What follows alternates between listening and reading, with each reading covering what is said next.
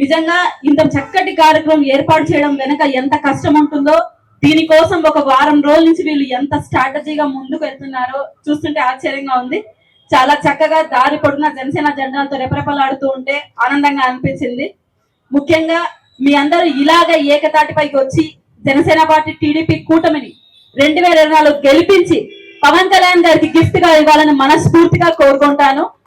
ముఖ్యంగా బద్దలు ఇక్కడ దాసరాము గారు చాలా చక్కగా విశ్లేషించి చెప్పారు. కొంచెం అది కఠినంగా అనిపించినా మనందరం నిజంగా నమ్మాల్సిన వాస్తవాలు. వై నాట్ 175 అని జగన్మోహన్ రెడ్డి అంటున్నారంటే దాని వెనకాల ఎంతో కొంత నీచమైన కుటిలమైన ఆలోచన ఉండే ఉంటుంది అని ప్రతి ఒక్కరూ గ్రహించండి. ఎందుకంటే ప్రతి నియోజకవర్గంలో మనం గమనిస్తున్నాం 30 నుంచి 40 వేల దొంగ ఓట్లు పట్టుబడుతున్నాయి. దాని వెనకల అధికారులను పెట్టి ఎలా చేయిస్తున్నాడో కూడా వాళ్ళని సస్పెండ్ చేస్తూ వాళ్ళని బలిపశువులు చేస్తున్న జగన్మోహన్ రెడ్డి గారి నీచ రాజకీయాలు కూడా మీరు గమనిస్తున్నారు. ఇక్కడ సస్పెండ్ చేయాల్సింది ఎవరినో, వాళ్ళపైన ఒత్తిడి తెస్తున్నది ఏ రాజకీయ నాయకులో, వాళ్ళకి ఆశలు చూపిస్తున్నది ఏ రాజకీయ నాయకులో, ముందు వాళ్ళపైన వేటు పడితే ఈ దొంగ ఓట్ల దందా అయితే తగ్గుతుంది. కానీ అధికారులు సేఫ్ సైడ్ గా ఉంటూ రాజకీయ నాయకుల పప్పం కోసం అన్యాయంగా ఎవరైతే ఉంటారో కింద స్థాయిలో వాళ్ళపైన వేటు పడతా ఉంది. ఇక్కడ ప్రతి ఒక్కరు గమనించాల్సింది ఏంటంటే దొంగ ఓట్లు కనుక తయారైతే దాని వల్ల వచ్చే లాభం ఆ నాయకులకు ఉంటుంది, ఆ నియోజకవర్గంకి ఉంటుంది. కనుక ప్రతి ఒక్కరం మనం ఫైట్ చేయాల్సింది ఆ రాజకీయ నాయకుల పైన మాత్రమే కానీ సస్పెండ్ అవుతున్నారు కదా అని సంతోషపడకూడదు. ప్రతి ఒక్కరం ఏకతాటిపైకి వచ్చి ఈ దొంగ ఓట్ల పైన మనం అందరం ఫైట్ చేస్తే, ఎంత మనం ముమ్మడి కార్యాచరణ చేసుకొని ప్రజల్లో ఉన్న వ్యతిరేకత కలుపుకొని రాజకీయం చేసినా ఎలక్షన్ టైంకి అక్కడ బూత్ లో ఓటేసే వాళ్ళు దొంగ ఓటర్లు అధిక శాతం ఉంటే ఖచ్చితంగా మనం ఇబ్బంది పడతాం.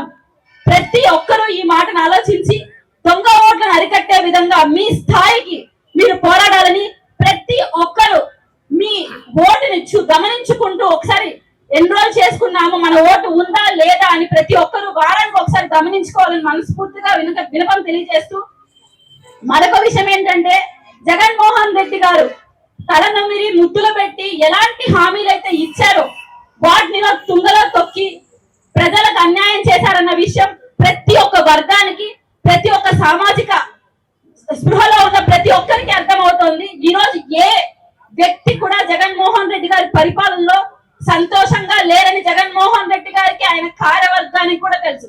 కానీ మేకపోతు గాంభీర్యం ప్రదర్శిస్తూ ప్రజల్ని మళ్ళీ మోసం చేయొచ్చని ఒక్కొక్క సామాజిక వర్గానికి ఒక్కొక్క మీటింగ్ పెట్టి వాళ్ళని ఏమార్చే విధంగా స్ట్రాటజీ ప్లాన్ చేస్తున్నారు. కనుక ఎస్సీ ఎస్టీ బీసీ ఎవరైతే జగన్మోహన్ రెడ్డి గారిని గతంలో నమ్మారో ఒక్కసారి తల్లులారా మీరే బాగా ఆలోచించండి.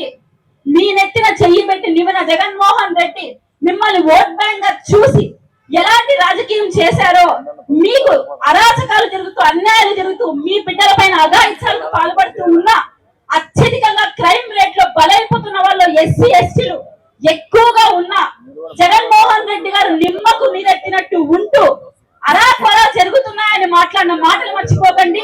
ఈ రోజు అంబేద్కర్ గారి విగ్రహం మన డబ్బులతో కట్టి ఆయన వెనకల ఇంత అన్యాయం ఎస్సీ ఎస్టీ బీసీలకు చేసిన జగన్మోహన్ రెడ్డి గారిని పతనం చేయాల్సిన బాధ్యత ఫస్ట్ మీ పైన ఉంది. పవన్ కళ్యాణ్ గారి మాటలు ఒక్కసారి గుర్తుపెట్టుకోండి.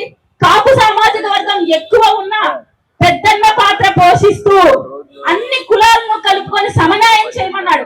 జగన్మోహన్ రెడ్డి గారు కులాలను విభజిస్తూ ఆ కార్పొరేషన్ నిధులను డైవర్ట్ చేస్తూ నీచ కుటిల రాజకీయాలు చేస్తున్నారు. మేము కూడా జగన్మోహన్ రెడ్డి గారి లాగా డైమండ్ రాని జైల్ రెడ్డి బెయిల్ రెడ్డి 2 నిమిషాల్లో మీకు ఉపన్యాసాలు ఇచ్చి నవ్వించవచ్చు, లేదు మీ జే కొట్టించుకోవచ్చు.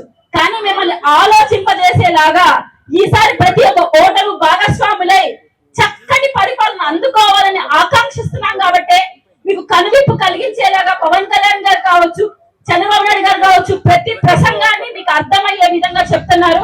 దయచేసి ఈ ఎలక్షన్ ని వాళ్ళు ఇచ్చే ఒక కుక్కర్కో, ఒక మిక్సీకో, లేదంటే ఒక గ్యాస్ స్టవ్ కో, ఒక చీరలకో మనం తాకట్టు పెట్టుకోకుండా మనకు కావాల్సింది 25 ఏళ్ల భవిష్యత్తు, మన బిడ్డలకు చక్కటి విద్య, చక్కటి ఉద్యోగం, చక్కటి ఎన్విరాన్మెంట్ మన బిడ్డలను పెంచే విధంగా ఉండాలి. ప్రతి ఒక్కరికి రక్షణ కల్పించాలి, ఆరోగ్య వ్యవస్థ బాగుండాలి. వీటిని మెరుగైన దిద్దాలంటే చక్కటి నాయకులు అధికారంలోకి రావాలి.